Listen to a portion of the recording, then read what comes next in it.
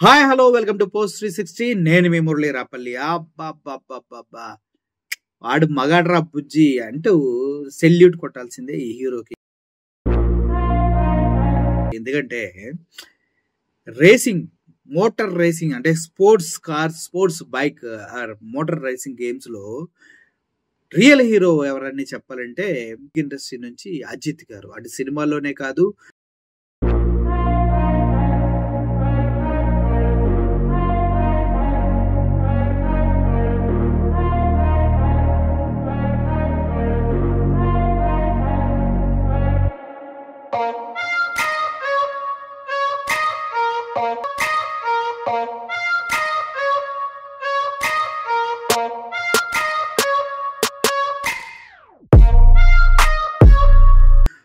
అసలు అటు సినిమాలతో ఎంత మందిని అలరించారో అందరికీ తెలుసు. తను వన్ ఆఫ్ ద టాప్ హీరోగా ఇప్పటికీ తమిళ ఇండస్ట్రీలో కొనసాగుతున్నటువంటి అజిత్ గారు యాక్టింగే తన ప్యాషన్ కాదు, తనకి చాలా చాలా ప్యాషన్స్ ఉన్నాయి. అందుట్లో ఫైరింగ్ ఒకటి ఉంది, మోటార్ స్పోర్ట్స్ గేమ్స్ ఉన్నాయి, అదేవిధంగా ఫ్లైట్, ఆయన ప్రత్యేకమైన పైలట్ లైసెన్స్ కలిగిన వ్యక్తి. ఇలా చెప్పుకుంటూ పోతే అజిత్ గారికి చాలా చాలా ఎక్స్ట్రా కరికులర్ యాక్టివిటీస్లో అందేవేశం చేయని చెప్పాలి. రీసెంట్గా దుబాయ్లో జరిగినటువంటి కార్ రేస్ గేమ్లో అజిత్ గారు నెంబర్ 3rd పొజిషన్లో నిలబడ్డారు. తన సొంత company Ajith car racing company start చేశారు. ఈ దుబాయ్లో జరిగిన ఆ పోటీలో పాల్గొని టాప్ 3లో నిలబడ్డారు. ఇది the biggest achievement. Car racing అంటే అంత ఈజీ కాదు మచ్చా.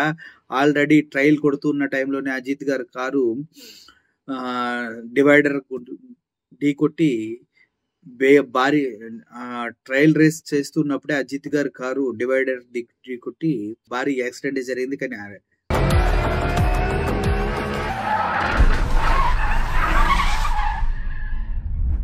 அஜித்தின் உடல்நிலையை கருத்தில் கொண்டு தொடர்ச்சியாக அஜித்தால் பந்தயத்தில் பங்கேற்க முடியாத நிலை ஏற்பட்டுள்ளதா? లక్కీగా అజిత్ గారికి ఏం కాలేదు కారులో ఉన్నప్పటికీ. ఆ తర్వాత జరిగిన రేసులో ఇప్పుడు 3rd పొజిషన్ లో నిలబడి అందరి దృష్టి అజిత్ గారి వైపు తిరిగేలా చేశారు అజిత్ గారు. ఈ అచీవ్మెంట్ మామూలు అచీవ్మెంట్ అయితే చాలా పెద్ద పెద్ద తోపులే ఇప్పటి వరకు ఇండియా నుంచి ఈ కార్ రేసింగ్ లో కొట్టిందే లేదు. The first and foremost and toppest player ఎవరు ఉన్నారంటే అజిత్ గారు అని చెప్పాలి. అటు సినిమాలని మేనేజ్ చేసుకుంటూ, ఇటు తన ప్యాషన్ని ఫాలో అవుతూ, అలాగే ఫ్యామిలీని కంట్రోల్ చేసుకుంటూ, ఇలా తన అచీవ్మెంట్స్ రోజు రోజుకి టార్గెట్లు పెంచుకుంటూ పోతూ కూడా సక్సెస్ సాధిస్తూ ఉన్నారంటే ఇది అంత ఆషామాషి విషయం కాదు. అజిత్ గారిని చూసి యూత్ కానీ చాలా మంది చాలా నేర్చుకోవాల్సిన అవసరం ఎంతైనా ఉంది. తన క్వాలిఫికేషన్ గురించి మాట్లాడితే నాకు మాట్లాడాలని లేదు, బట్ ఇప్పుడు తను చేస్తున్న అచీవ్మెంట్స్ కి క్వాలిఫికేషన్ డజంట్ మ్యాటర్ అని నాకు తెలుసు కాబట్టి మాట్లాడుతున్నా.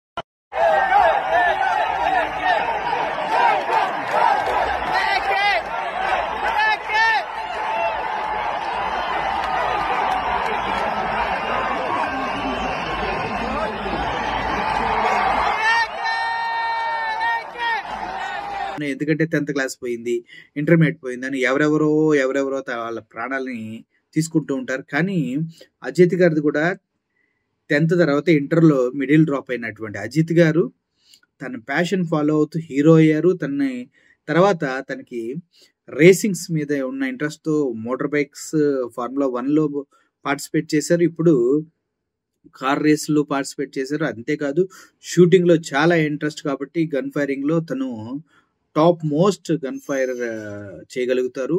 తనకు లైసెన్స్ కూడా ఉంది. అంతేకాదు తను ఫ్లైట్ డ్రైవింగ్, ఏదైతే ఫ్లయింగ్ కి అఫీషియల్ లైసెన్స్ ఉంది. అదేవిధంగా హెవీ వెహికల్స్ అంటే హెవీ ఫ్లైట్స్ అంటే బోయింగ్ 737, 747 ఇటువంటి వెహికల్స్, యుద్ధ విమానాలు కూడా తను నడపగలిగే అంత లైసెన్స్ ఉందని చెప్తూ ఉంటారు.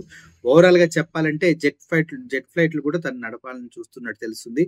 ఒక వ్యక్తి నిజంగా దీక్షతోటి, కాన్సన్ట్రేషన్ తోటి ఏదైనా సాధించాలనుకుంటే దానిపైనే ఫోకస్ చేసి వేరే అవిగేషన్స్ ఏం లేకుండా ట్రై చేస్తే కంపల్సరిగా ఒక అచీవ్మెంట్ అనేది తన జీవితంలో చేయగలుగుతాడు. దాంతో చాలా చాలా అచీవ్మెంట్ చేసుకుంటూ ముందుకు వెళ్ళగలుగుతారు. అది అజిత్ గారు లైఫ్ లో నిజమైంది. సపోర్ట్ చేసే భార్య, పిల్లలు అందరూ ఉండబట్టే అజిత్ గారు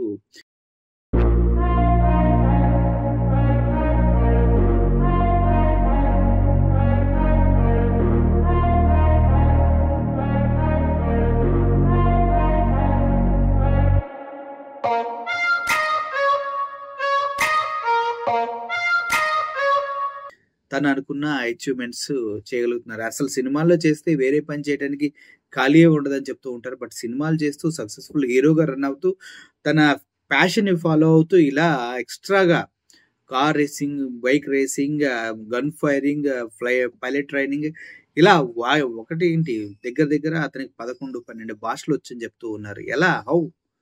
అర్థం చేసుకోండి. మనిషికి చదువనేది జస్ట్ నాలెడ్జ్‌నిస్తది.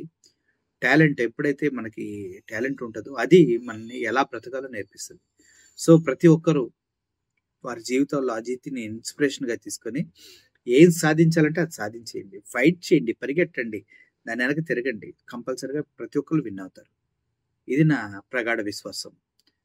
వన్స్ అగైన్ పోస్ట్ 360 తరపున అజిత్ గారికి